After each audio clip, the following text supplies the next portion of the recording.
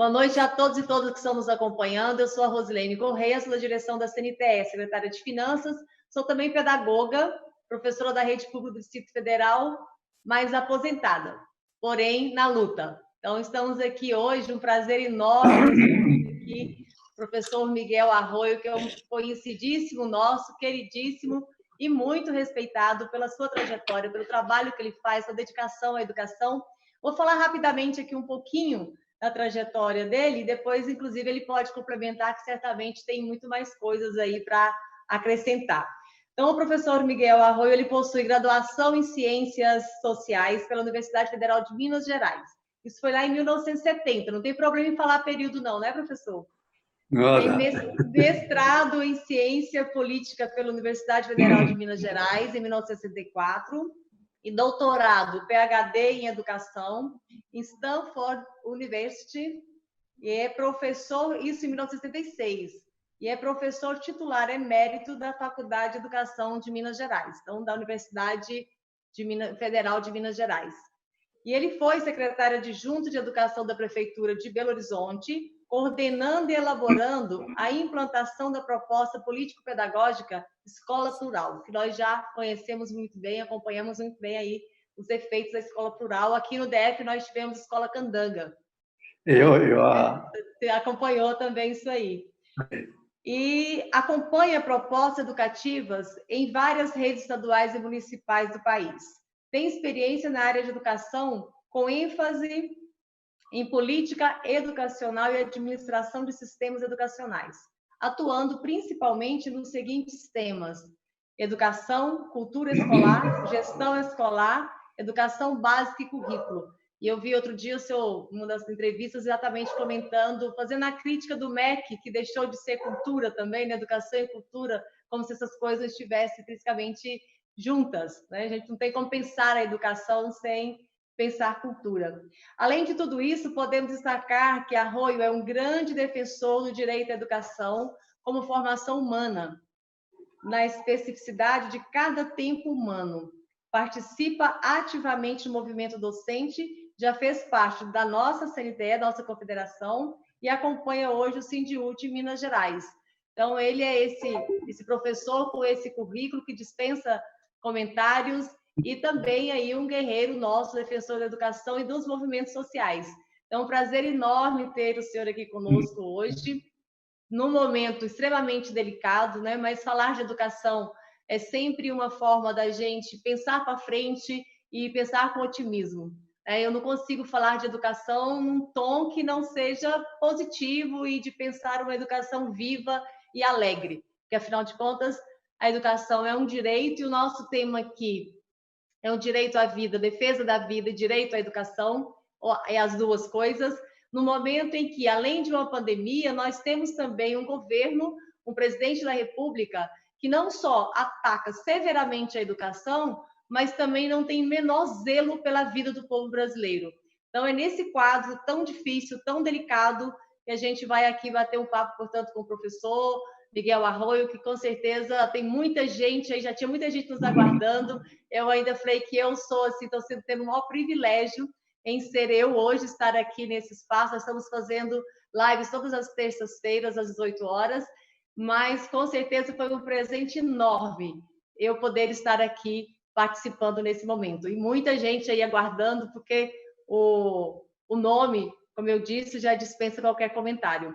E a nossa conversa, então, que falando do direito à educação, direito à vida, direito constitucional, inclusive, mas tantos direitos estão sendo desrespeitados nesse país, mas a gente vive uma realidade que não é só do Brasil, é no mundo, vários países, cada um com as suas diversidades, particularidades, inclusive culturais, que reage de uma forma, implementa políticas também de outras formas, e nós estamos aqui no Brasil para falar um pouco do Brasil, dessa pandemia, do que ela vem causando nas nossas vidas e a educação.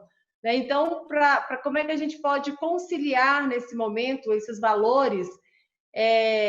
A gente também tem ouvido muito de que essa pandemia vai causar um efeito, né? Embora estejamos num movimento que a humanidade está se desumanizando, a gente percebe isso porque o egoísmo, o individualismo resulta na desumanização, mas como é que a gente, nesse contexto todo, como é que a gente pode pensar a escola, né? E que efeito isso pode realmente causar, e qual é o papel da escola nisso tudo. Mas aí também pode ainda voltar um pouquinho lá nas apresentações, algum detalhe que não tenha sido apresentado aqui por mim, pode ficar à vontade para também fazer algum acréscimo aí. E aí a gente vai para esse primeiro comentário, se fica à vontade. Temos aqui algumas outras perguntas elaboradas, a gente pode, inclusive, mudar o rumo também da conversa, se assim as coisas forem surgindo. Então, muito prazer estar aqui, com certeza muita gente nos acompanhando, e mais uma vez uma honra estar aqui com o senhor. Então, a palavra agora é com o senhor, para fazer esse início aí dessa situação toda em que nós estamos. Bom, em primeiro lugar, boa noite para todos nós. Muito obrigado. Com vocês aprendi a resistir. Com vocês aprendi que é na resistência que nos humanizamos. Então, que bom estar participando com vocês neste momento tão delicado. E o tema que nos foi colocado em defesa da vida. Será que a vida está ameaçada e temos que defendê-la? Em defesa do direito à educação. Será que o direito à educação está ameaçado? Será que quando se ameaça a vida, se ameaça o direito à educação? Este seria, no meu entender, as ações mais radicais que vocês me colocaram. Tempos de ataque, o direito à vida. Tempos de ataque, o direito à educação. Que ações traz? Eu vou orientar minha fala nesta perspectiva. Que interrogações traz esse saber-nos em tempos de ataque à vida e, consequentemente, de ataque à educação? Que interrogações traz para a defesa da vida e a defesa do direito à educação? Eu queria destacar que deveríamos deixar-nos interrogar. Acho que não estamos num momento de indagações tranquilas. Estamos num momento de grandes indagações, estamos num momento, no meu entender, em que as interrogações hoje estão postas sobre a vida política, sobre a vida econômica, sobre a saúde, sobre a educação, interrogações sobre os direitos sociais, os direitos humanos, interrogações sobre o direito e o direito à educação. Então, a pergunta que eu vou tentar colocar, se estamos num momento, num tempo de grandes interrogações, que interrogações são essas? Que interrogações na área da educação vamos privilegiar? Eu vou partir de uma hipótese. Às vezes perdemos muito tempo, inutilmente, em interrogações que não são as grandes interrogações. Eu acho que o bom dentro é que ele nos obriga a colocar-nos as grandes interrogações. Quando eu vejo que a educação está se colocando problemas, será que vamos ter que adiar o ano letivo? Será que vamos ter tempo de cumprir os 80 dias disso? Será essas interrogações inúteis? Diante das grandes interrogações que hoje temos, a educação é obrigada a acordar e colocar-se essas outras interrogações mais radicais que nos obrigam a enfrentar-nos com elas. Então, deixemos-nos interrogar. Este seria para mim, acho que se este é um momento de interrogação, deixemos-nos interrogar. Se é um momento em que a economia se sente interrogada, até o neoliberalismo se sente interrogado, o Estado mínimo de direito se sente interrogado. Se este é um momento em que até a vida se sente interrogada, eu acho que nós devemos deixar-nos interrogar. Então, este seria o primeiro ponto que eu gostaria de destacar. Deixemos-nos, por favor, interrogar. Mas interrogar para quê? Para reinventar respostas. Nunca encontraremos as respostas se não fazemos as interrogações certas. A educação perde muito tempo em respostas incertas, porque não se coloca quais são as interrogações certas, radicais, que chegam à educação.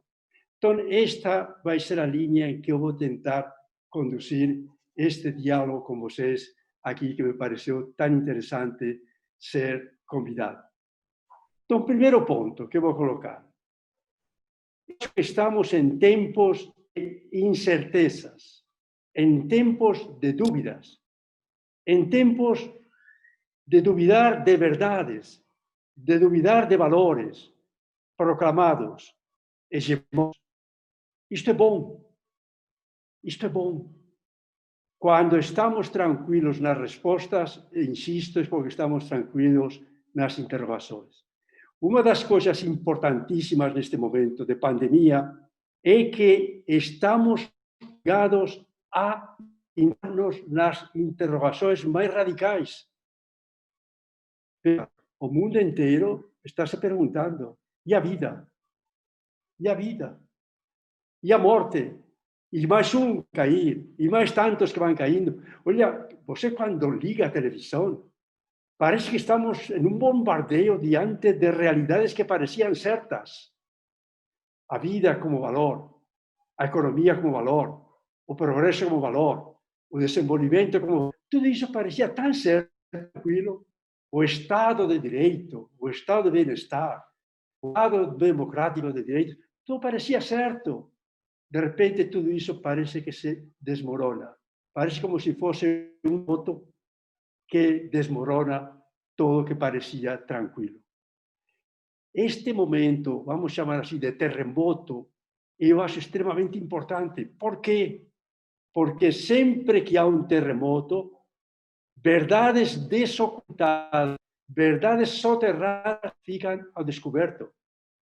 O que estou sugerindo, educação, CNTE, universidades, pesquisas, centros de formação, deixemos-nos interrogar não pelas verdades tradicionais, deixemos-nos interrogar por essas verdades que estavam soterradas e que esse terremoto que estamos agora nos revela. Então, este seria um primeiro ponto que gostaria de ir destacando. Por favor, estamos em tempos em que valores, verdades, contravalores históricos soterrados, silenciados, están sendo expostos. Uma interrogação radical para nós. Será que a educação também estava ocultando esses valores, essas verdades? Será que neste momento a própria educação não está chamada a repensar as verdades que ela sempre defendeu? É um momento, no meu entender, de perguntar-nos que valores, que verdades, que contravalores dados estão sendo desocultados nestes tempos de crise.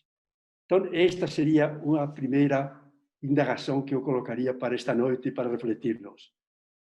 Verdades e valores hegemônicos que se dominaram, que pareciam tranquilos, certos, estão em crise. Outros valores que estavam ocultados, como nem valores, como contravalores, como sem valor, sem verdade, estão sendo colocados como as verdades ocultadas, soterradas, que exigem ser repensadas, reconhecidas. Então, este seria o primeiro ponto que, no meu entender, vai nos levar a um outro segundo ponto, que me parece interessante. Mas o que está, diríamos, deste momento de crise? Estamos em tempos de quebra da normalidade histórica, da normalidade histórica até na educação. Tempos de reinventar, se fala um novo normal. Eu escuto essa palavra que me parece uma coisa, um atrevimento enorme, né? vamos ter que reinventar um novo normal. Ou seja, o normal que considerava normal está tão destruído, tão desacreditado, que vamos ter que reinventar um novo normal histórico. Ou seja, vamos ter que reinventar um novo normal na política, na economia, na saúde, na educação. Isto me parece extremamente sério. Eu acho que a educação, quando se nos diz educação, o que você considerava foi destruído. Reinvente um novo normal. A vezes eu escuto isso, vamos iniciar o ano letivo, não vamos iniciar, isso é o velho normal. Quando a história, reinventemos um novo normal na história, na política, na economia, na saúde, nos direitos humanos, no viver, no viver, a educação tem que se colocar. E qual será esse novo normal na educação? Veja, uma pergunta, no meu entender, radical. Radical para todos os cursos de pedagogia, de licenciatura, para pesquisa, para o CNTE, para as lutas do movimento sindical docente. Qual é o novo normal? Será que terá que ser um outro normal? Eu acho que estamos num momento em que a velha concepção de história normal, a que atrelamos uma concepção de educação normal, está sendo desconstruída. Há uma questão que sempre me preocupou. A história da nossa educação sempre foi atrelada a uma história social e política. Desde o grito terra, desde a educação colonial, depois imperial, republicana e até democrática, sempre atrelamos o projeto, a história da educação, a uma história considerada hegemônica. E agora nos estão dizendo que essa história é a normalidade. Consequentemente, a história da educação também tornou-se a normalidade. E eu acho que o problema que nós teríamos que colocar em todo o enfrentamento é dizer a que história social, política, de progresso, civilizatória, atrelamos a educação.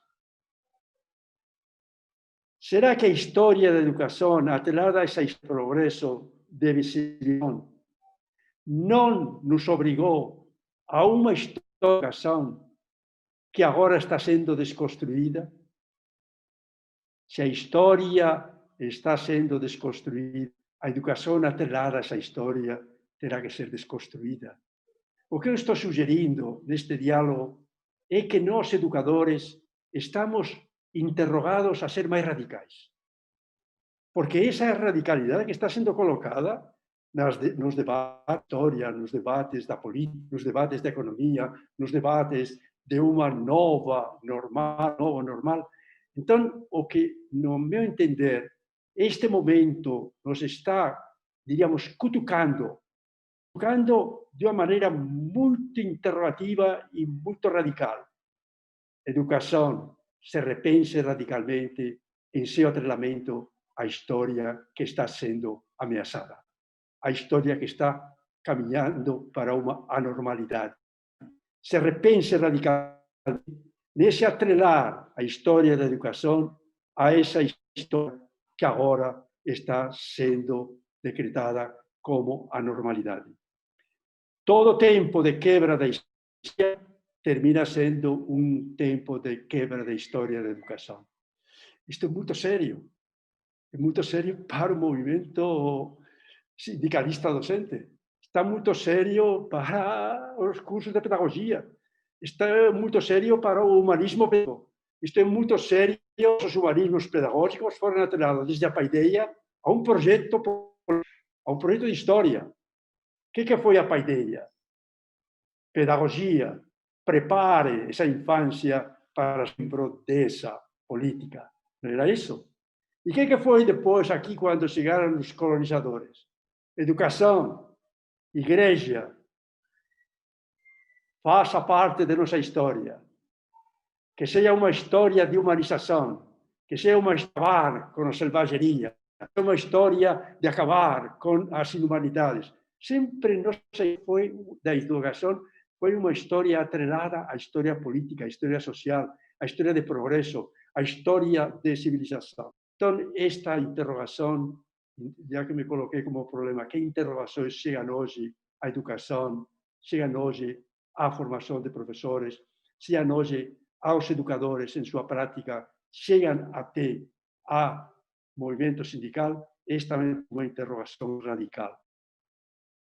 Tempo de quebra da história termina sendo um tempo de quebra da história da educação. Se estamos em um tempo de tentativa de criar um novo normal, vamos pensar também um novo normal na educação. Mas será que um novo normal na política, na economia, não vai reproduzir o velho normal que está em crise? Esta é uma pergunta muito séria. Acho que todos estamos percebendo que pelo que está sendo defendido, como você falou, não aqui pelo coronavírus, por outros coronas, não vírus, essa é a grande interrogação. Ao final, que história, nova história, que novo normal está sendo pensado? É o velho normal. E isto é muito sério para a educação. Quer dizer que a educação vai ser atrelada a um velho normal com cara de novo normal? Quer dizer que a educação vai velha como sempre foi, atrelada a um velho normal? Já digo, estas são interrogações para entender. Temos que nos colocar numa noite como esta. E que bom que vocês estão me desafiando para essa questão. Eu queria ir para um outro ponto de interrogação que me parece muito certo. Veja, essa história social, política, de progresso, que agora estamos pensando que está sendo em tempos de quebra, tempos de exceção, a pergunta que nos tínhamos que colocar, Walter Benjamin, será que para os oprimidos os tempos de exceção, de anormalidade, não foi regra? Este é um problema muito sério. Na história social, política, econômica de progresso, que se considerava como normalidade, sempre foi exceção para os oprimidos. Uma afirmação muito de Walter Benjamin. Para os oprimidos, a exceção sempre foi regra na história. Isto nos leva a uma questão muito séria. Será que na história da educação, atrelada a essa história social política de progresso, a exceção não tem sido sempre regra para os oprimidos? Volto a repetir. É tempo de colocar-nos essa pergunta. Será que para os oprimidos, essa história nossa da educação, da colonização, a República Democrática, será que não tem sido para eles? Estamos em tempos de exigências de desconstruir a visão da história única, da história progressista para todos, inclusive da história inclusiva pela educação. Sempre que eu escuto educação inclusiva, me lembro muito dessa. Inclusiva de quem? Dos excluídos. Mas os excluídos sempre foram norma em nossa história. Por isso, a nossa história de educação sempre foi inclusiva. Isto é muito sério. Quando se defende a educação inclusiva, estamos pressupondo que ainda os oprimidos estão fora. Tentar incluí-los. E com que facilidade defendemos políticas inclusivas, políticas de trazer para dentro da história cultural, de progresso, de civilização, os ensinados, os à margem do progresso, os excluídos da história. Eu acho que este é um ponto muito sério que nos interroga agora. Temos que desconstruir, temos que criticar a função da educação, que sempre foi chamada a incluir nesse projeto único de progresso, de civilização, de humanização, os que sempre vemos como excluídos. Reconhecer que a exclusão dos oprimidos dessa história social ativa não tem sido uma exceção, mas tem sido uma regra em nossa história. Uma regra que marca profundamente todas as crises da educação popular. As crises da educação popular, não culpados não foram os professores que brincavam de ensinar. As crises da educação popular não foram os educandos que não têm cabelo letras. A crise da educação popular não foi a falta de qualificação do trabalho docente. As crises da educação popular foi que em nossa história social, política, de progresso e até em nossa história de educação, a exclusão foi norma, foi regra para eles. Isto é muito interessante para nós. Muito interessante porque isso nos obriga a defender-nos. Muito atacados. Os professores são muito atacados. A escola pública é muito atacada. A educação é muito atacada. Brincam de ensinar. Os alunos brincam de aprender. Há muita violência nas escolas. Não é alfabetizar na idade certa. São burros. Não têm cabeça para as letras. Não têm... Por favor, eu acho que é hora de nos defendermos dizendo, espera aí. Vamos atacar uma história que nos vinculou sempre ao de progresso, a uma instituição dos oprimidos de sempre. Então, este é um tempo muito importante de repensar radicalmente os tempos de anormalidade. Estamos na normalidade agora, mas estes tempos de anormalidade não são acidente. É curioso. A história sempre foi considerada como uma carroça triunfante, né? Onde todos vamos entrando e a educação seria, professora, uma criança que está na favela, que está na rua, puxa, coloca-la dentro da história e vamos triunfante nessa história triunfante, nessa carroça triunfante. Por favor. O pior que isso se ensina nas políticas educativas, é isso que nos dizem as políticas educativas, é isso que nos dizem através dos cursos de formação de licenciatura e de pedagogia. É hora, por favor. E é isso que muitos professores acham que é sua identidade. Eu fico muito preocupado com a quantidade de professores, professoras bem intencionadas, que lutam, que capricham, mas elas sempre têm essa mesma mentalidade. Será que eu consigo que esta criança que tem aprendizagem de letramento, será que ela aprende para introduzi-la no carroça triunfal do progresso e da civilização? Por favor. Eu posso fazer um chamado à CNT, ao sindicalismo docente. Eu acho que o sindicalismo tem que ser educador contra essa cultura. Não é suficiente lutar pelo trabalho. É necessário também lutar contra as mentiras que existem na cultura, na mídia e até a vezes nos centros de formação, nos currículos de formação, e que enganam esses professores para ter identidades que os levam a sacrifícios enormes, mas por finalidades que não vão conseguir nunca. Por quê? Falta de capacitação. A história da educação para os oprimidos, como a história do progresso, sempre foi exceção. Então, estas me parecem uma questão que deveríamos trabalhar com muito, eu gostaria de colocar para depois, para o debate. Eu diria a vocês, com toda a sinceridade, critiquemos essa história. É hora de formar professores com uma visão crítica dessa história. Não só da história, mas com uma visão crítica dessa história social e política de progresso, dessa carreira histórica que vai triunfante, convidando todo mundo a subir para chegar ao progresso e à civilização. Acho que isso tem que ser criticado. Se não for criticado, quem serão as primeiras vítimas dessas mentiras? Serão os próprios professores. Serão os primeiros a depois ser condenados por não ter conseguido colocar a todas as crianças nessa carroça ante do progresso. Então, me parece muito importante. Por favor, há muitas mentiras sobre a função da educação, sobre a função da docência, sobre a função do trabalho docente. Há muitas verdades que têm que ser colocadas contra essas mentiras. E essa seria uma delas. Eu iria agora para outro ponto.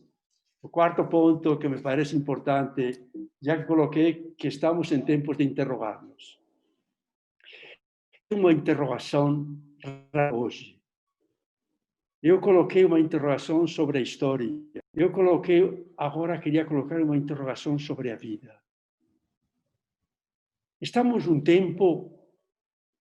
Escrevi este livro, Vidas Ameaçadas, que ainda não faz um ano que foi lançado e publicado, da Ampedi.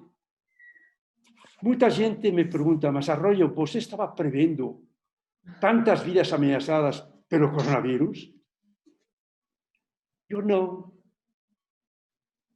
Ao contrário, eu estava já alertando que não é só o coronavírus que ameaça vidas. Que para os pobres, viver em vidas ameaçadas é regra na história. Isso que eu estava já alertando. E estava alertando isso porque era isso que eu via nas professoras e professores nas escolas públicas. Eu lembro de uma professora que me contou, Arroyo, eu estou trabalhando na idade certa, um menino lindo, líder, tudo. Ele me ajudava para o letramento, para aprender a ler, a escrever, as crianças, com 7 anos. Ele deixou de ir à escola, não aparecia. Quando aparecia, não queria mais nada, ficava chorando. Resolvi chamar a mãe dele. Que foi, dona Maria? O que aconteceu? Professora, me ajude meu filho. Mas o que foi? Ele está revoltadíssimo. Brava o irmão dele, mas foi morto pela polícia no fim de semana. Verdade. Estas são verdades que chegam às escolas. As vidas ameaçadas não é de agora. As professoras, professores já vivem com vidas ameaçadas. Não faz muito tempo estava em Salvador, em uma conferência, e no fundo tinha um grupo de jovens. De vez em quando cantavam e gritavam: de nos matar porque somos negros. E as adolescências que sabem ser ameaçadas. Aqui neste livro, quando eu já tinha tudo pronto, apareceu uma notícia que me deixou realmente e me obrigou a colocar mais um capítulo. Crianças que sabem ser ameaçadas e por quem. Vocês lembram? 1.500 cartas de crianças das favelas da Maré enviadas para a justiça o horror da vida, de sua vida infantil, sobre o fogo cruzado. Isto eu vou colocar aqui na página 77. E aí eu transcrevi algumas dessas falas dessas crianças de 8, 9, 10 anos. Uma criança fala: eu não gosto porque atira para baixo, elas morrem. Crianças com vivências de morte. Nunca se pode sair de casa porque tem tiro. Nem uma criança poderia sair. Nas operações nas favelas, porque não dá nem para brincar. Um dia de repente chegou o helicóptero, começou a dar tiros. Todos corremos, estávamos na escola e corremos para a arquibancada. Quando passou gente para dentro da escola, minha mãe veio me buscar. Estas as vidas ameaçadas não são de agora. Sabem quantos se calculam, quantos indígenas foram mortos na colonização das Américas? Se calculam mais de 40 milhões.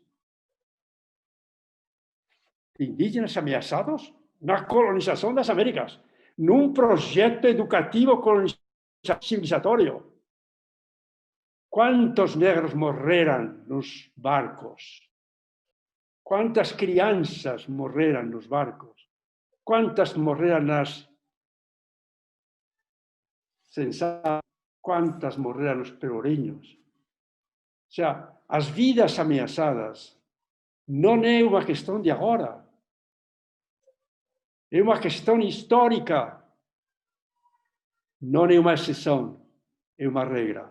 Mas para quem? Pergunta que nos temos que colocar. Para os mesmos de sempre.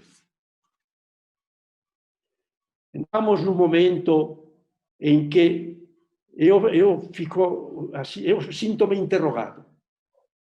Por que estamos num momento em que se dá tanto valor à vida? Porque estamos num momento em que nunca se deu tanto valor à morte. Houve tanta ameaça de morte. Você liga a televisão, morreram 1.200 em 24 horas. Lá nos Estados Unidos já tem 40.000.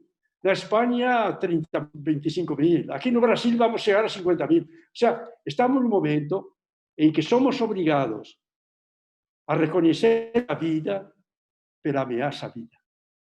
Isto é muito interessante. Isto é uma grande lição para nós. Por quê? Porque estamos num momento em que os grandes contravalores que ameaçaram historicamente estão postos. E estão postos como regra. Mas a quem culpamos disso é um vírus. Mas cuidado. Essas mortes não são só do vírus. Essas mortes têm coletivos sociais, que são os que morrem. Essa morte, essas mortes, esses vírus, eles não simplesmente que matam indistintamente. Estamos em tempos de saber quem são os atingidos por esses vírus. Os mesmos que sempre foram atingidos por mortes. Então, é uma questão muito séria. Então, e há um outro ponto que me parece muito importante. Se estamos dando valor à vida, estamos ainda dando valor a que o valor de minha vida depende da vida do outro. Quarentena, isolamento, máscaras, para não contaminar o outro. Ou seja, estamos num momento em que eu posso tirar a vida do outro.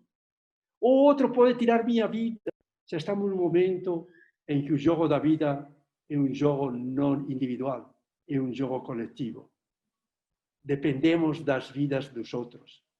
Não só retomar o valor da vida que estava soterrado, que estava ocultado, diante das mortes, tantas vidas ameaçadas. O valor da vida como uma tarefa coletiva. Minha vida não depende só de mim. Minha vida depende dos outros. A vida, o valor da vida, salvar vidas, é um valor coletivo. Como o atacar vidas, ou pôr vidas em estado de ameaça, é um valor coletivo. Isto me parece extremamente importante para nós pensarmos. Mas eu queria ainda colocar um importante. O valor da vida, condições de vida, é inviável. Estamos num momento em que se coloca Senhora Dona Maria na favela, tente ficar isolada, mas tenho que trabalhar, tendo que sou empregada doméstica, diz que tenho que voltar, tenho que cuidar de crianças, sou trabalhador da construção, tenho que ir, tenho que levar comida para os outros. Como que eu vou salvar minha vida se não tenho nem condições de ficar em casa, isolamento? Como salvar minha vida lavando minhas mãos se não tenho nem água na torneira? Se não tenho... Estamos num momento em que nós percebemos que sempre o direito à vida está inseparável do direito a condições de vida. E é exatamente essa falta de condições de vida que tira a vida. Milhões de crianças que chegam cada dia nas escolas na extrema pobreza. a pobreza, a miséria, a fome mata. Que condições de vida têm essas crianças? Que condições de vida tem essa Dona Maria que leva seu filho à escola? Se esse menino não comeu, não jantou, se esse menino espera merenda na escola. Estamos em tempos, já digo, em que a defesa da vida significa a defesa de condições de vida. E este seria um problema muito delicado para nos colocarmos. Como formar educadores que reconhecem o valor da vida? Não só isso, que reconhecem e se perguntam: será que essas crianças que chegam cada dia na escola, na EJA, condições de vida vivem, ou mal vivem, ou injustamente vivem? Isto teria que ser normal, isto teria que ser central. E este é um problema não só para os educandos, este é um problema para os educadores. As condições de vida, de trabalho dos educadores, vocês da CNED sabem melhor do que eu, são condições de vida justa. Uma professora, como eu vi quando era secretária de Educação, que saía da escola municipal, correndo para pegar o ônibus para ir para a escola estadual. E eu lembro que discutíamos isso. Professor, 2 turnos, 2 só, 3 turnos. Ainda à noite iam para outra. Lembro que uma professor 4 turnos. Que é isso, ser professor de 4 turnos? O 4º turno, professor em casa, ainda trabalhando com os meninos, com os filhos, com o marido, preparando a comida para o dia seguinte. O sea, esta é a realidade. Então, acho que deveríamos colocar-nos, posso colocar isso para o CNTE? Sim. Eu acho que não é suficiente trabalhar pelos direitos do trabalho, salários, condições de trabalho. Esses direitos do trabalho, condições de vida. Essa falta de direitos de trabalho são falta de condições de vida. Tem que colocar com mais intensidade as lutas pela vida. Mas não só as lutas pela vida dos educadores, mas também dos educandos.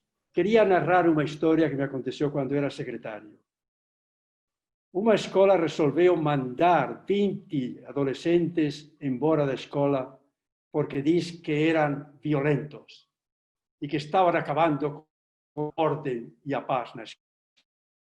O dia seguinte, as 20 mulheres de favela, mais dessas crianças, mulheres negras, chegaram e me colocaram um pedido. Professor, que nossos filhos voltem à escola. E eu perguntei, mas por que vocês querem que voltem à escola? Não me falaram para ser letrados na idade certa. Me falaram para uma realidade. Já isso em 94. Não voltarem à escola, nossos filhos não voltarão vivos em casa. Para mim aquilo foi um choque. A função da escola é garantir vidas, não só letrados, não só conhecimentos, é garantir vidas, vidas ameaçadas, que é isso que coloquei tanto no livro, Vidas Ameaçadas. A função da escola, a função da docência é garantir vidas, é garantir vida. A vezes havia uma greve e teve greves quando isso eu sempre colocava, por favor, não fechem nas escolas, vamos continuar dando merenda, dando comida, porque a função da escola é dar vida. Estas são questões sérias que não chegam para a educação, que chegam para a gestão da educação e, eu diria, chegam também para as lutas dos trabalhadores na educação. Eu queria já terminar dizendo uma coisa. Eu acho que já que estamos em vidas, em defesa da vida, eu acho que temos que fazer mensagem a todos aqueles que lutam pela vida. É muito interessante, não sei se vocês perceberam, em todos os países do mundo, ao final da tarde, se fazem manifestações a favor dos que lutam pela vida, dos profissionais da saúde. Eu diria que não só eles lutam pela vida. Acho que nós também, vocês educadoras da CNTE, das escolas, são as escolas públicas, onde chegam crianças condições de vida indignas, ameaçadas de vida, somos também lutadores pela vida. Eu queria deixar essa homenagem para todos vocês, esse reconhecimento. E queria colocar aqui uma coisa que me aconteceu ontem mesmo, e hoje fiquei sabendo. Um trabalhador na educação, na Faculdade de Educação, secretário de Educação, tem trabalhado comigo durante tempo e com todos nós lá. Um amigo que datilografou todos os meus livros. Ele, infelizmente, morreu também ontem. Queria fazer uma homenagem a ele e fazer uma homenagem a todos aqueles que morrem pela vida, que morrem pela educação. Obrigado a vocês. Ai, professor. Sim, esse final aí a gente tem que, inclusive, registrar sempre, né, a nossa solidariedade a milhares de famílias, não só no Brasil, mas no mundo, que estão passando por isso, e quantos ainda de nós, enfim, que passaremos por isso, o risco de perdermos alguém próximo a nós, um de nós, ele está aí, está posto, né? Mas é isso, acho que eu estava aqui com algumas perguntas elaboradas, mas foi impressionante, assim, como que foi levando a coisa e de uma... Acho que o senhor nos provocou aqui nessa conversa de uma forma brilhante e que certamente vamos refletir muito. Eu vou assistir depois para poder ouvir novamente tudo isso, e tenho certeza que muita gente fará o mesmo, porque nos fez repensar o olhar pelo retrovisor, literalmente, assim, a gente olhar para a história, né, como é que chegamos aqui, e aí também faz a gente entender verdadeiramente o papel da educação, e também a gente compreende por que tantos ataques à educação, né, quando vem falando da importância que ela tem na vida das pessoas, pela vida das pessoas. Então é natural que tenhamos um trabalho todo muito orquestrado de ataque à educação. E também o que eu achei mais provocativo é quando fala, e hoje eu falei isso em uma reunião nossa na direção do meu sindicato aqui em Brasília, que a gente não pode achar que a educação vai e deve continuar a mesma, né? Porque a gente está falando assim de mudanças, e a educação também sofrerá mudanças. Algumas para bem e outras não, nem tanto. Mas a gente precisa compreender esse processo para essa mudança, né? Estarmos preparados, porque nós somos muito resistentes às mudanças. E como o senhor bem disse, essa normalidade que nós vivemos até aqui, que a gente fala em retornar à normalidade, ela realmente tem nos servido, ela tem atendido ao que é necessário, né? Assim, a reflexão que a gente faz é que a gente não tem que voltar àquela normalidade, tem que ter uma nova normalidade, é uma nova rotina, é um novo momento, e que a educação tem, portanto, esse papel estratégico nisso, e a gente vê os nossos desafios, até havia colocado a tecnologia, tem suas falhas, como tivemos aqui agora, acho até que está interrompida a nossa transmissão, mas está sendo gravada, não sei se já voltou, mas essas aulas virtuais, educação à distância, que todo mundo teve que, ou está, né, tendo que recorrer a ela, o quanto ela está mexendo com os professores, porque tem um problema geracional. Os nossos alunos, outro dia estava no aeroporto e tinha um bebê de colo, já com o dedinho na tecla do celular, passando as imagens, um bebê de colo, deveria ter uns 8 meses. E é isso que nós estamos vivendo nesse momento, né? O senhor comenta também de que o conhecimento é poder, né? É autoridade, me dá autoridade como educadora. Mas, nesse caso da tecnologia, os nossos alunos, eles têm mais conhecimento que a gente. Claro que tem uma parcela aí dos professores, Brasil afora, que tem pleno domínio da tecnologia. Mas é uma questão de geração. A juventude, as crianças, têm muito mais intimidade com esse mundo, com os recursos tecnológicos, do que nós. Então, nós, na verdade, estamos sendo postos a um desafio nesse momento, né, da utilização disso. E aí não vou nem entrar no mérito aqui da nossa discussão, do que significa das ameaças, desafios que estão sendo colocados a nós do pós-pandemia e essa implementação dessa educação, que, na verdade, não há nenhuma intenção de oferecer a educação com mais qualidade, ter a tecnologia como um recurso para melhorar o nosso trabalho e ser mais uma ferramenta para nós. A gente sabe muito bem aí das intenções, da mercantilização da educação, dos riscos que nós estamos correndo com esse laboratório que estamos vivendo nesse momento. Mas tem essa coisa curiosa que é também a insegurança que nos dá de como lidar com isso. E ao voltar, nós teremos que continuar lidando com isso, porque não vai ter como tirar totalmente. Assim, até aqui a gente utiliza, é por isso que eu digo, a educação também não será a mesma. E aí a nós caberá, sim, os cuidados e a luta que teremos que travar para garantir que essa educação, as mudanças, sejam para melhorar, porque o risco que nós temos, como o senhor bem disse aqui, usou um termo muito, muito apropriado mesmo para a gente utilizar, que é o reforço do que é normal aos de sempre, né? Para atender interesses daqueles de sempre. Então, o risco que nós corremos é isso, é uma educação voltada para o comércio, é a mercantilização, é essa educação que tende e pode, na verdade, ainda ter um rumo ainda pior, né? Mas, de qualquer maneira, a provocação que foi posta aqui, ela é algo que a gente tem realmente que refletir. Nós não podemos, nós temos que, o senhor colocou que nós precisamos ser mais radicais do que nunca, né? E é isso mesmo que está posto para nós. Eu queria colocar um ponto que me provoca essas duas... uma questão que nós temos que colocar agora, nesse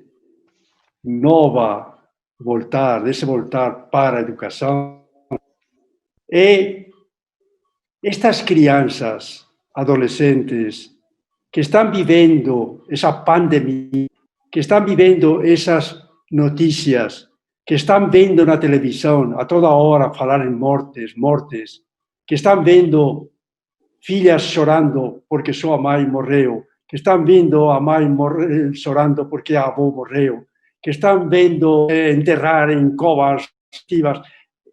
Que iso significa para esas crianças, adolescentes que na escola? Que vivencias son esas? Esas son vivencias ocultadas, que normalmente son vividas.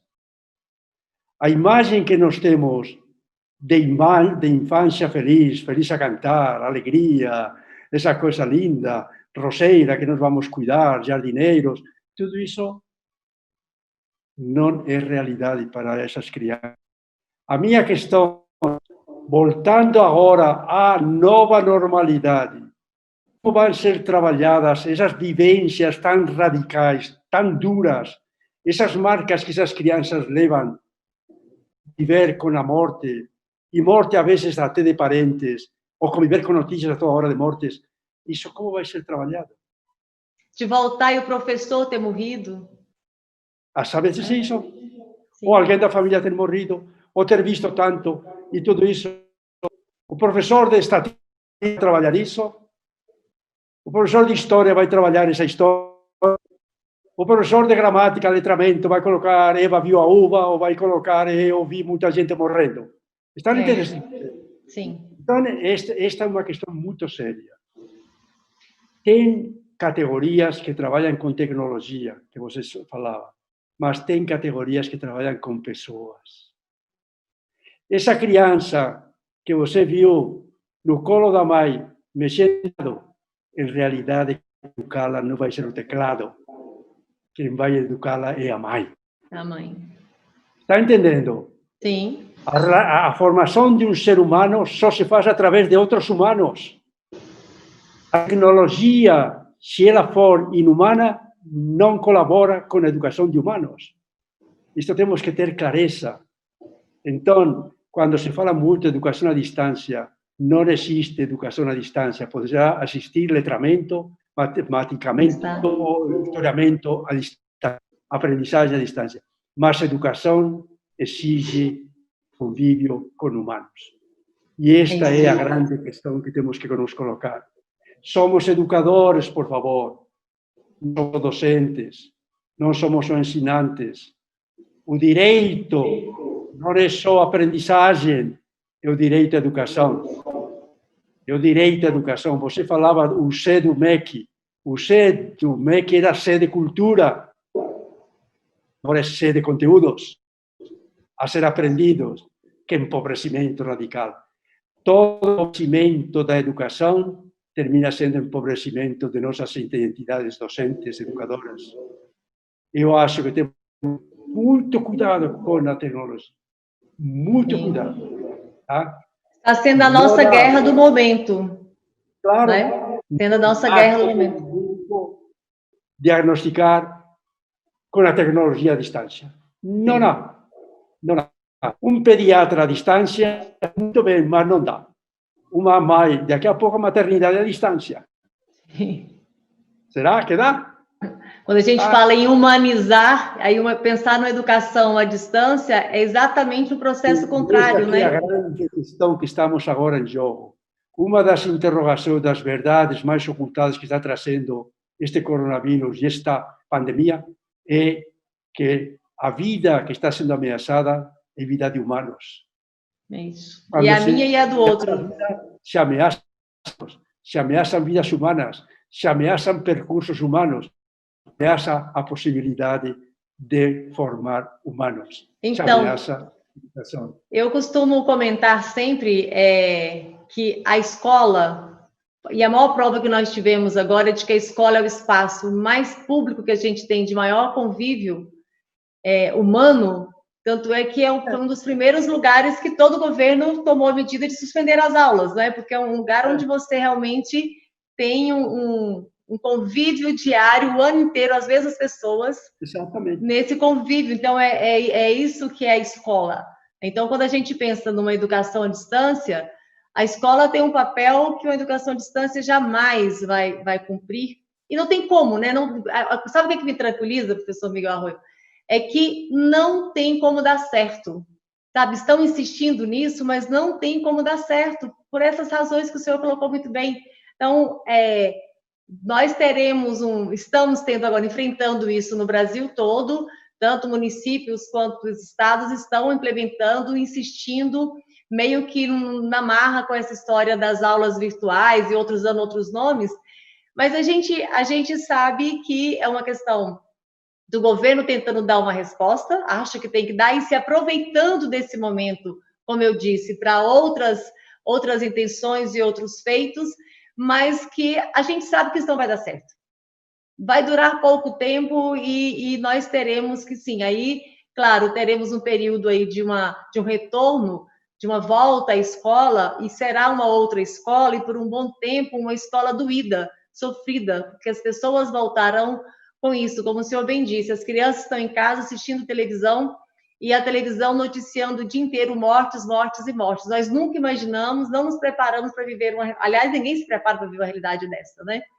Então, essa escola vai passar por um período de dor, mas é a escola, é o perto, é o toque, é o jeito de fazer que vai fazer com que a gente também se recupere, porque a escola é vida.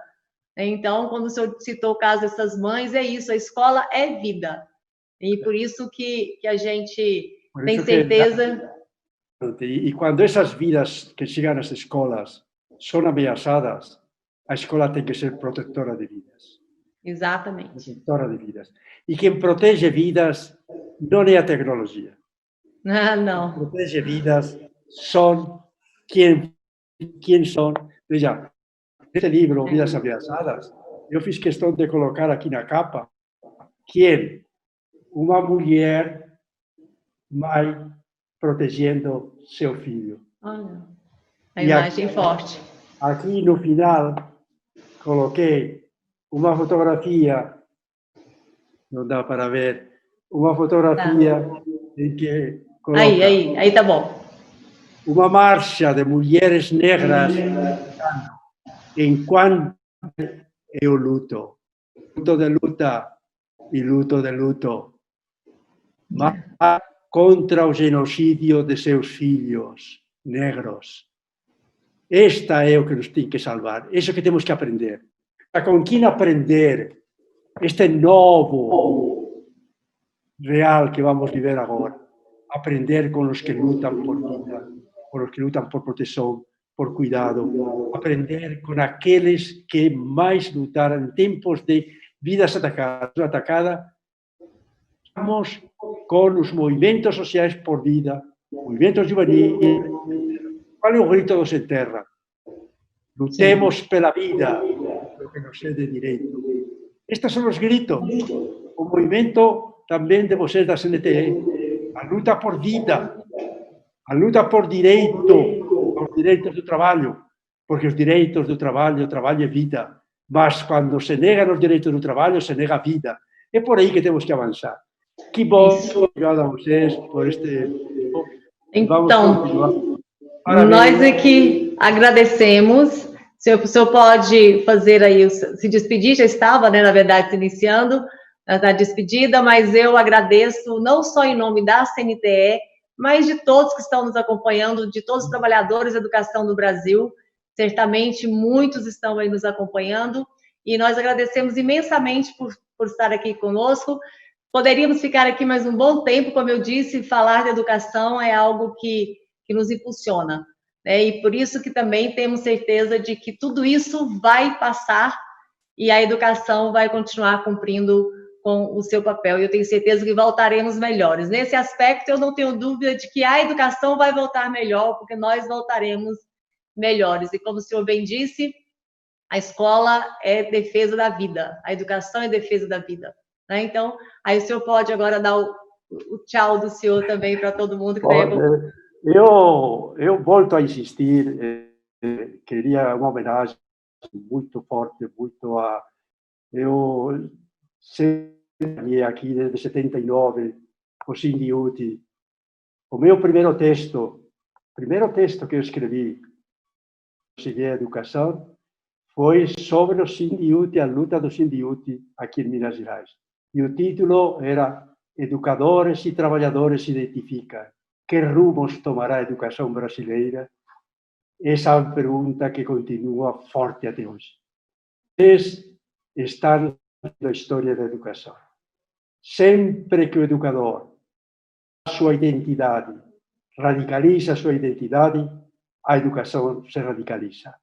Então, parabéns a vocês, Ruti, parabéns a vocês de todos os sindicatos docentes, parabéns a vocês da CNT. Eu queria, já para terminar um pouco, eu estava pedindo para encerrar um tema como este, que é tão interessante, em defesa da vida, em defesa do direito à educação, e nessa linha, como avançar. Esse novo normal construído. Eu queria lembrar aqui, veja, neste Passageiros da Noite, meu livro anterior, aqui eu coloco uma música, Credo, do Milton Nascimento e do Fernando Branco. Caminhando pela noite de nossa cidade, acendendo a esperança e apagando a escuridão. Será que não é isso que temos que ir fazendo?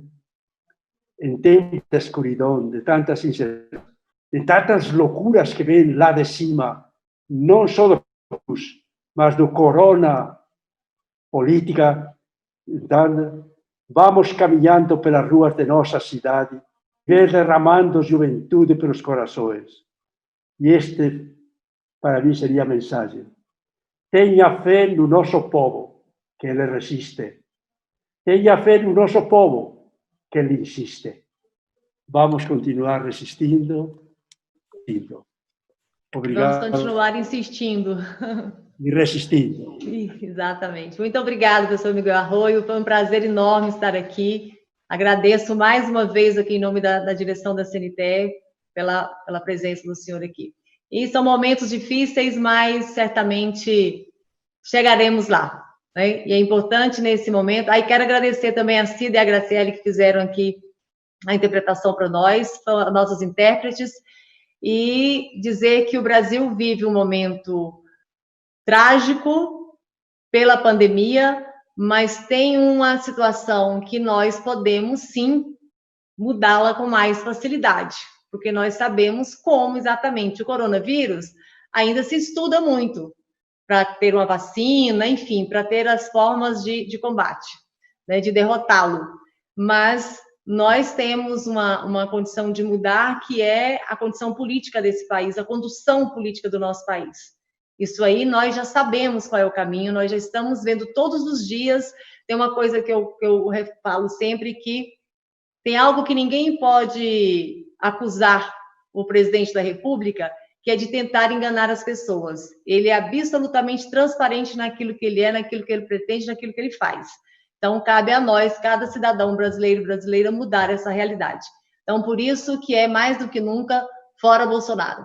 E boa noite, muitíssimo obrigada a todos e todas que estão nos acompanhando. E obrigada, professor. Um abraço. Obrigado a vocês. Obrigado a vocês. Obrigada. Até pronto.